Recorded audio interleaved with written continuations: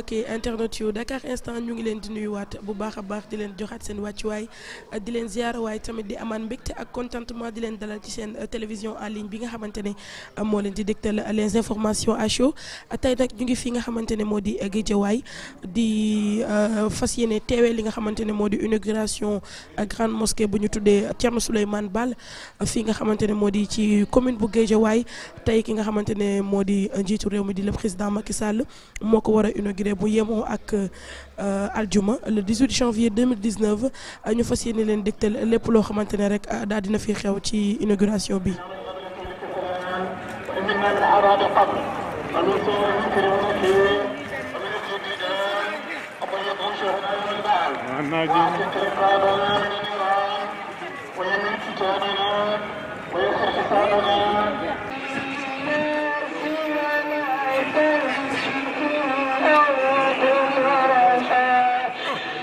waaw waxtu wi nga xamante ne ñu ngi wax ak yéen ki nga xamante ne moo di njiiti réew mi mu ngi agsi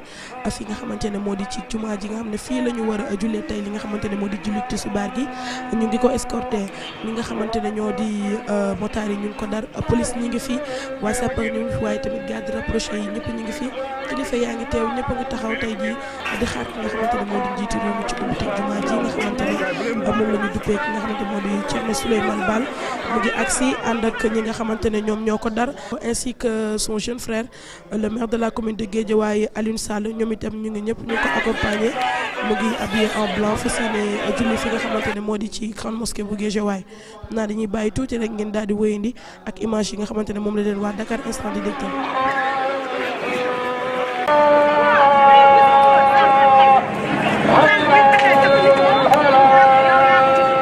continuer toujours ak waa Dakar Instant ñu ngi taxaw ak ki nga xamante ne moo di sunu nijaay di doyen ci li nga xamante ne ci métier bi ñuy def la muy tonton Sala Bigué Ndiaye ma daal di koy bàyyi rek mu nuyoo ak mbokki téléspectateurs yu Dakar Instant bu ko defee ñu gën a xuusandi ci waxtaan wi tonton Sala Bigué. waa jërëjëf jarbaat maa ngi lay ziar bu baax di nuyu waa Dakar Instant di rafetlu seen liggéey bu baax a baax a baax a baax. waaw tonton tey ñu gis la ci bés bi nga xamante ne tey ñu ngi ubbi li nga xamante ne mooy jumaa ju mag ji nga xamante ne moom la ñu jagleel waa Guédiawaye tuddee ko Thierno Souleymane Baal ñu bëggoon xam say impression par rapport ak li fi xew tey. sant yàlla bu baax di julli ci yonent bi sallallahu alayhi wa sallam ndax tey néegu yàlla lañ ubbi yàlla tey bu nekkoon jëmm ji wàcc bu wàccee ci suuf du dal fenn fu ci néegam moo tax tey dañuy kontaan ci jumaa ji nga xam ne dafa yàgg pose première pierre bi 1967 la woon 1967. boobu ñun ay xale lañu fii ay montagne la woon dexu am benn dex bu nekk fii dañ daan jóge ci montagne bi bu ñu périer ba pare dem dugg ci dex yi sangu ñu nekk ay xale yu tuuti donc ñuy dem di dem ba tey ki nga xam tey moo ko inauguré moo ko àggale muy président Macky Sall li ma magee jumaa ji bariwul boo dee ko 7 ans la ko magee wala 6 ans tey yàlla dogal ci ayam ci la àggalee lii kon loolu sant yàlla la bu baax a baax ñu ciy sant nag bu baax a baax sunu mag ñi nga xam ni bëggoon nañ ko fekke te fekk ñu leen di ñaanal yàlla sunu borom xaar leen àjjana mag ñi fi nekk di suñuy baay di suñuy nijaay yàlla bàyyi leen fi mais lii tey daal fierté la boo xam ne ñun ñu dëkk Pikine dëkk Guédiawaye xam nañ ni bijou bi dañ ko doon xaaral moo nag yàlla na yàlla def jàmm ba lépp luñ fi jàmm yàlla sunu borom nangu ko. ñu ngi taxaw ak ki nga xamante ne mooy honorable député madame Aïda Sow Diawara di tamit vice-présidente à l'Assemblée nekk tamit maire bu Golf Sud ma bàyyi ko mu nuyoo ak mbokki internet yu Dakar Instant. maa ngi nuyu mbokku internet yëpp di leen jaajëfal di leen remercier ci li ngeen ñëw Guédiawaye tey. waaw tey madame Aïda Sow Diawara ñu ngi gis tey ñu ngi war a assister ci inauguration wu jumaa ju mag ji nga xamante ne moom la ñu ubbi tey tuddee ko Thierno Souleymane Baal ñu bëggoon xam seen impression par rapport ak ouverture këru diine gu mag gi. waaw jërëjëf li nga ma laaj dama ci kontaan ndax lii dafa nekk suñu fierté ñun waa Guédiawaye bokk ci réalisation chef de l'État parce que jumaa ji ñuy inauguré tey 72 bi ñu fi affecté Guédiawaye jumaa jaa ngi nekkoon fii en balbutiement boo 72 ba léegi muy soog a pare ci magistère président Macky Sall mu boole ko ci programme yi mu doon def ba tey jii nga xam ne bu passé Massalikul Jinaan defe naa ne sunu mosquée bi moo dàq moo ëpp it kon loolu sunu fierté la ñun waa Guédiawaye donc tey jii bu ñu ñëwee di ko inauguré dañ ciy kontaan di ñaanal président mi nga xam ne moo ñu koy yeggalil entièrement ñëw di ko inauguré loolu du lu tuuti maa ngi wax léegi ne xutba bi dafa yàgg ndax imam tey président de la république moo toog ci wetam te loolu du lu tuuti kon président bu ñëwee tey Géejawaay di ñu inaugurer sunu néegu yàlla bi dañ koy ñaanal yàlla ñëpp kontaan ci moom salle bi nii nga gis musulman ngi fi chrétien ngi fi ñëpp kontaan parce que bijou la boo xam ne population Géejawaay yëpp ko moom donc ñu koy ñaanal yàlla defal ko jàmm ni mu ñëwee nii ba defal ñu néegu yàlla bi yàlla jàppale ko ba mu am 2e mandat au premier. ginnaaw bi nga xamante ne julli nañu li nga xamante ne moo di julli tisbaar gi ba noppi ki nga xamante ne moo di njiiti réew mi mu ngi jubal fii nga xamante ne moo di bâche bi nga xam ne fa lañ war a amalee lii di cérémonie officielle bi kilifa yaa ngi toog délégué de quartier yi waa 3e âge yaa ngi toog les maires les DG ak ñi nga xamante ne ñooy ministres yi ko accompagné ñu ngi ñëw fas yéene ànd ak moom xew-xew bu mag bi nga xamante ne moom la ñu oote fii ci esplanade bu mosquée bu Guédiawaye Ali Samba Ali Demba Ali Mahanya Ali Jooja Ali Misin Ali Racine Ali Ferala Ali Bukar Ali dacce ndiɗo Ali dacce mawɗo bungo e tohose taflaw hanun Samba e Daara Wula Leyde dacce togara deysa aycala mbow jatar Hamadou Kewtu Badiane bordial jonde maji leydi ceeri Mamadou Djibe Kadega Abdoulaye Goulari Bafi Abdoulaye Lamtoro ko ñalawma Jayora Samba Hamme Gaysiri Samba Alili Bana Lamtoro Sidiki ko ñalawma Duwayra Hamed Talili Bana Jibril Hamed Samba Hamed yowri Samba Boubou yowri awa wiyata Garme Jibril Abdoul Boubou yowri Jibril Amadou Abdoul Moïse Baye président de la République.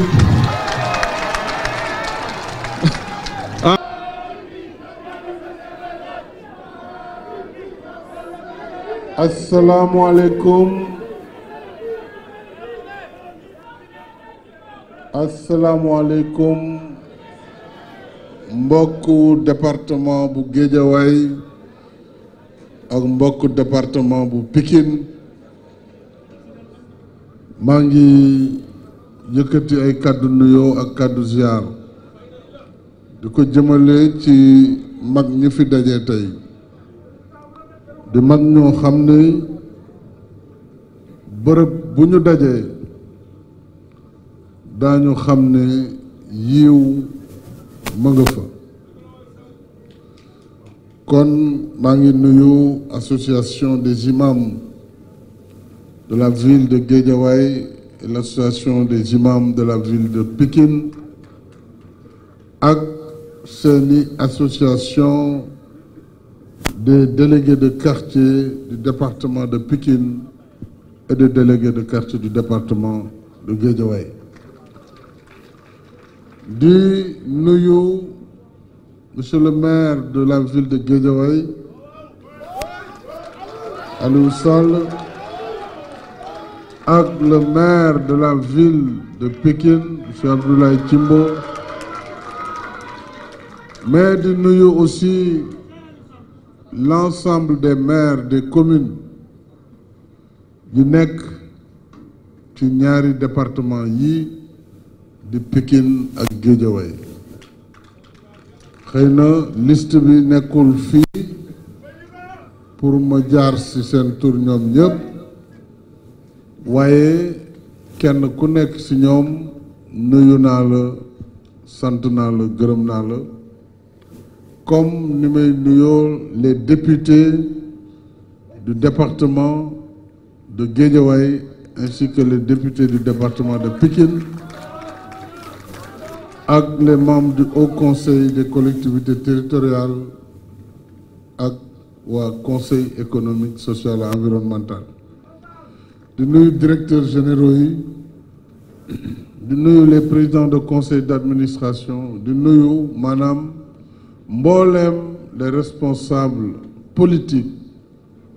yi nga xam ni ñooy yeewoo ci ñaari département yi tey teeruñu fii ci Guédiawaye may nuyu tam imam El Hadji Moustapha Gueye président de l'association nationale des imams et oulémas du Sénégal ak imam ratib imam Mar bu Guédiawaye ainsi que l'imam Abdourahmane Diba ak ki nga xam ne moo wax tey ci turu imam yu collectif des imams de Pikine muy imam El Hadji Maodo Malick Niang mook l'imam 6 bi nga xam ne moo wax ci turu maître coranique muy jàngalekatu daara yi président de délégué de quartier El Hadji Mokhtar Niang bu Pikine ak président Amidou Diallo président de délégué de quartier de Guédiawaye may nuyu itam te di gërëm le président de l'association d'entraide des personnes âgées muy El Hadji Daouda Thioune di nuyu le secrétaire général El Hadji Cissé waaye di nuyu nag këru diine yi ndax ñoom ñëpp teew nañu fi maa ngi nuyu suñu xarit Serigne Moustapha Ibn Serigne Abdoul Aziz Al Amine Sy ma ngi toog ci jotaay bi di nuyu suñu mbokk yi jóge Touba ma ràññee ci suñu xarit Serigne Bassirou Khadim Awa Ba Mbacké ak mboolem njabootu suñu maam Ibou Sakho ñu ngi leen di nuyu yaakaar naa ñu ngi ci jotaay bi en tout cas seen naa leen fi sànq ak famille Cheikh Omarul Foutiou Tall ak mboolem këru diine yi ci biir réew mi waaye may nuyu tam nag les sages muy mag ñi rawatina sages yi nga xam ni mooy maanaam kilifa yi waaye itam jigéen ñi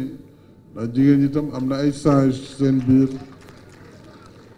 di nuyu ñi fi teew ñëpp ci sama tur ak turu délégation bi ànd ak man maa ngi ñëwoon pour inauguration seen juma ji nag bokk na ci ay liggéey yu ñu sumb moom ak juma bu Pikine ndax da ngeen nekk ñaari département yoo xam ne dañu nekk xolu Sénégal muy Pikine ak Guédiawaye ñu am importance lool nag ndax mbooloo bi fi yeewoo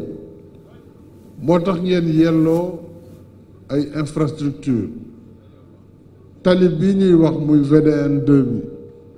te xam ne tey boo koy xool daanaka autoroute la bu njëkk ba kuñ ne da ngay dem Guédiawaye wala Kër Massar day nuru lu sore lool ci yow waaye tey yegg si ci gox yi nekk na lu yomb te kanam la jëm li moo tax aussi am na beneen programme bu bees boo xam ni boobu Guédiawaye lañ ko jagleel mu nekk ci diggante dem bi ak dikk bi ñu indi li ñuy wax bus transit rapide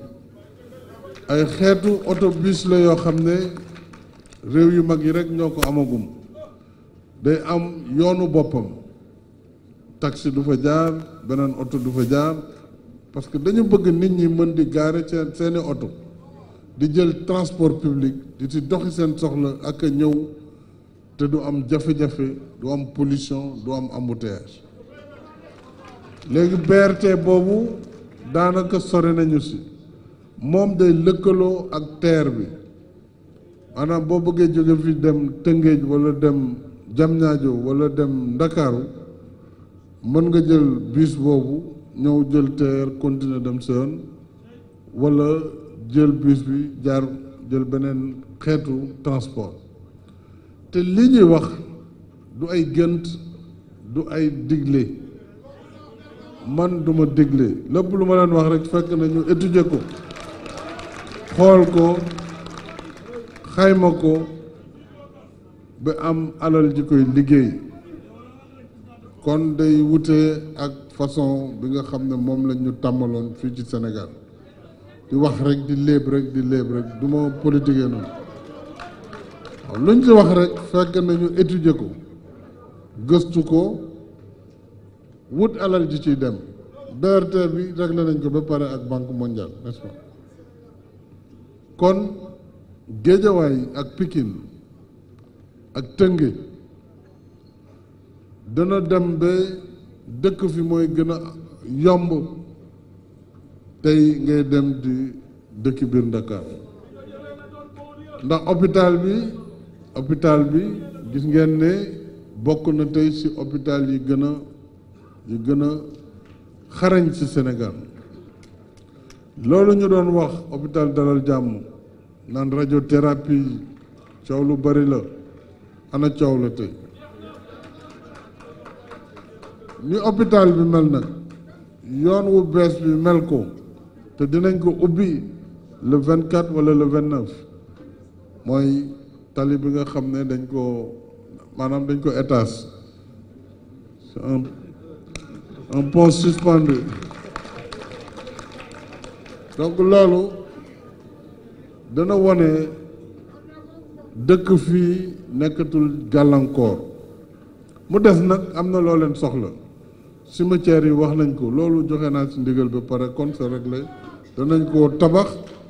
jox leen ko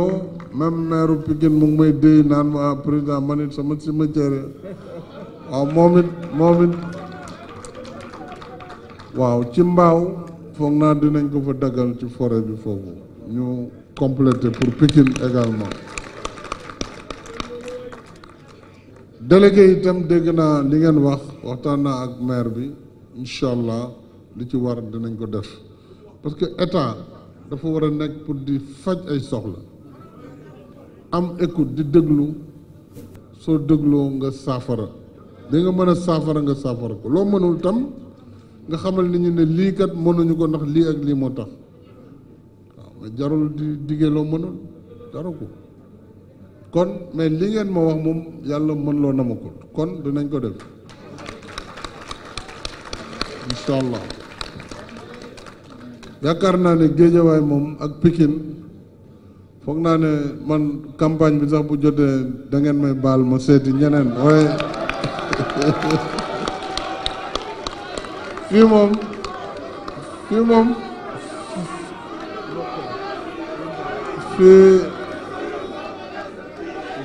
moom mokk na rumbux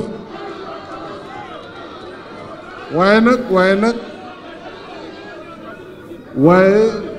danaa ñëw rek nuyu si leen def benn doxantu benn daagu marron beige waaw parce que foog ñu ñëw déjà bi may ñëw julli si wax dëgg yàlla dama am sax mbetteel parce que wax dëgg yàlla julli ji àjjuma ñu lay teeru kooku dafa xaw doy waar mais soyez sûrs soyez rassurés mag ñi en particulier dinañu yokk politique sociale yi c'est-à-dire politique yi jàppale doomu aadama ba nga xam ne aussi bu demee ba nekk mag foog gouvernement bi état bi nekk ci wetam ci wér-gu-yaramam ci dundam ci njabootam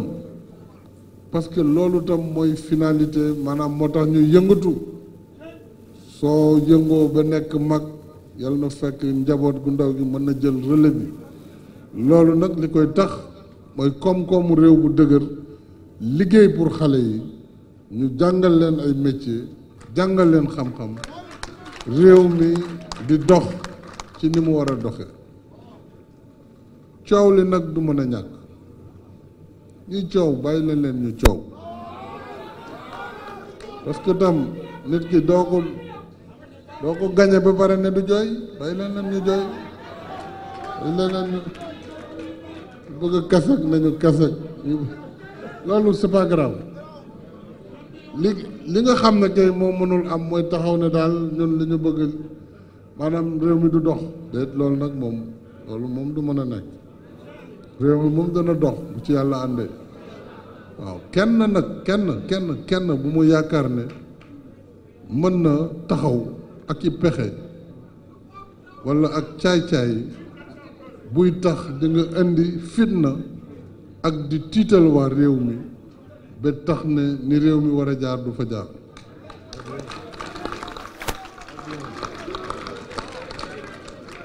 waaw làmb ji daal nga ne ku bëgg a bëre nga ñëw bëre ku bëggul bëre nga dem toog seetaan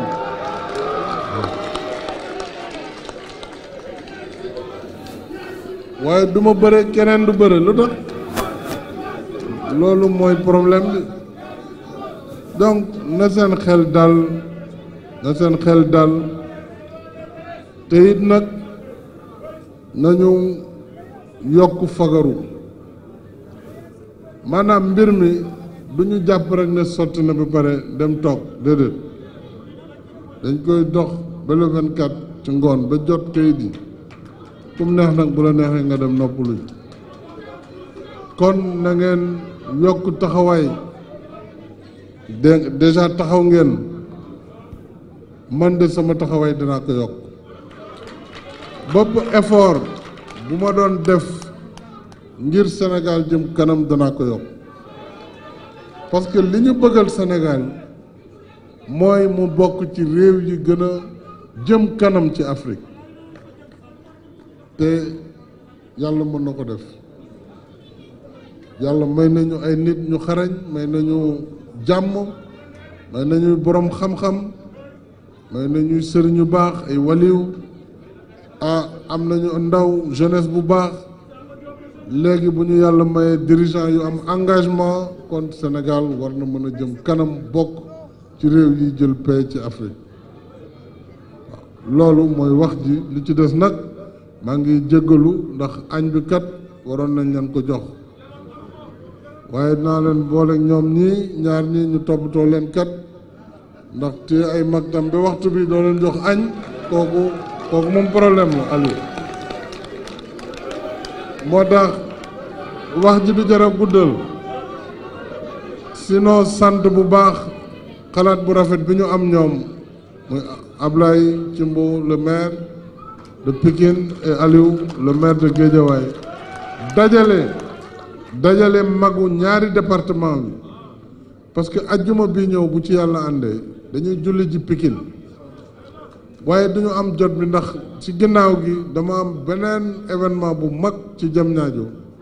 muy marché d'intérêt national boo xam ne marché bi ëpp ci Sénégal dañ koy ubbi bés boobu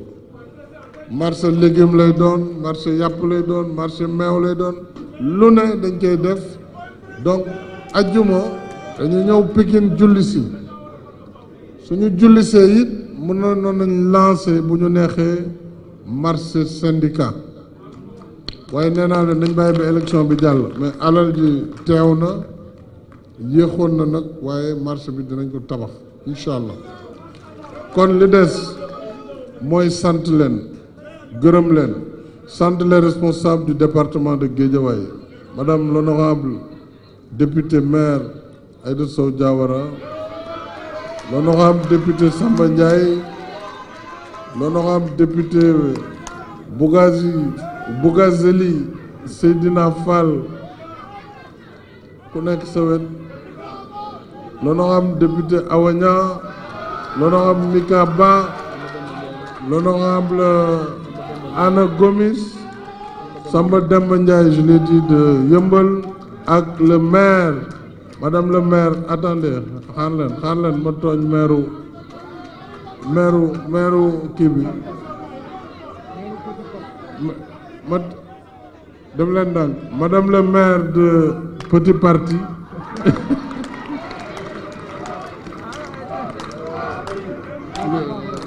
bu baax nga nuyul ma sa leader Malick Gakou nga nuyul ma ko mais nekkoon nag grand parti moom mooy bii coalition bu yaatu bi fii la grand parti nekk. Alors notre sœur madame la présidente du conseil d'administration de la LONASE, Néné Fatimata Tall, notre camarade Lat Diop, directeur des infrastructures et de la coopération, madame l'ensemble des responsables du département. ci kan il faut ngeen may wax de fàtte naa Baydi Sey, tous les maires, Baydi Ba, Racine Talla, le directeur général Racine Talla. Alors waa Pikine Aïda Sougou ak Djembake Seck ak mboolem Soxa Ndiaye mboolem responsable Pikine yu Guédiawaye ku ma ci limul rek sama xel a fattu